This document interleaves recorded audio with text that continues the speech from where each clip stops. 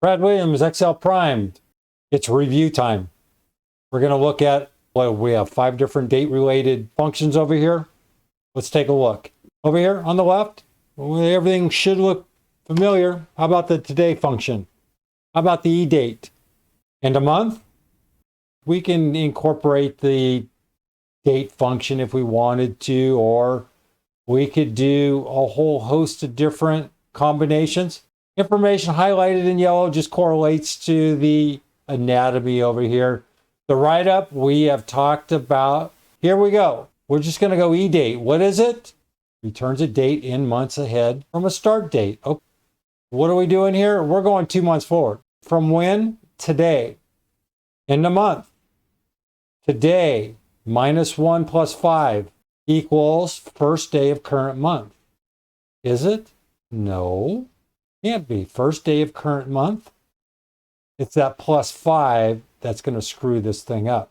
So if we get rid of that +5 or -5 and +1, well, let's just look. We got 228, 28, and if we want the first day of this month, we're going to go +1. Add a 1 to this thing. Let's see what happens. 1. That's what we want. First day of the month.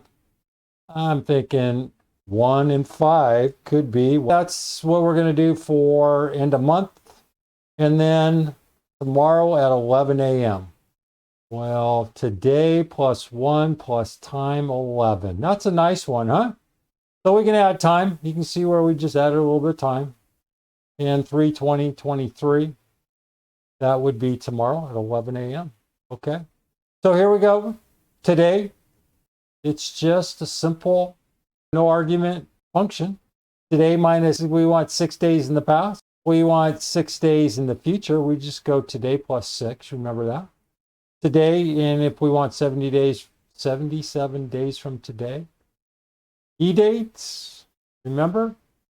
We look at eDate here, and it says return a date in months ahead. So we know that, or we can go forward or backwards. eDate 11 months from today. How about 11 months in the past? End of month, first day of current month is 3/1. If we want to go forward, we can go 5/1/2023, which is wrong. So we'd have to go to get next month's first day of next month. What do? We need to do what? Well, if we take end of month today and +1, we went back 1, what do we have to do in order to go forward? Put a 0. All right, 4/1/23. Today plus time. We already went through that one. Today plus time 1 day ahead. Couple different approaches. This one right here, this end of month. I always like this one, but I'm gonna back out of all of this stuff. If you have any follow-up questions, reread this information and just keep practicing. It's all about practice, familiarizing yourself with the different functions, and then incorporate them in your routine. Brad Williams, Excel Prime. Thanks a lot.